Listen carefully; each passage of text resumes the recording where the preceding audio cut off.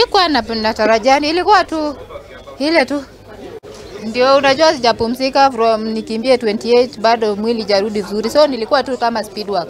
But yeah, kwa nasema ni mzuri kwenda kuparticipate kwa hii race kubwa hivi huko nyumbani, na it was part of speed work kwangu cause nilikuwa nakuja nikichua kuna strong athletes wa cross country, but nilikuwa na imani kuwa nitafanya to my level best. That's what I do today, na mimi nafurahia sana. Feeling is good. Actually, it has been God all through. That God is doing great things in my life. Yesterday, I promised myself that I'm going to do this. And actually, God has answered my prayers. I am happy. And the heavens are praising. I am happy.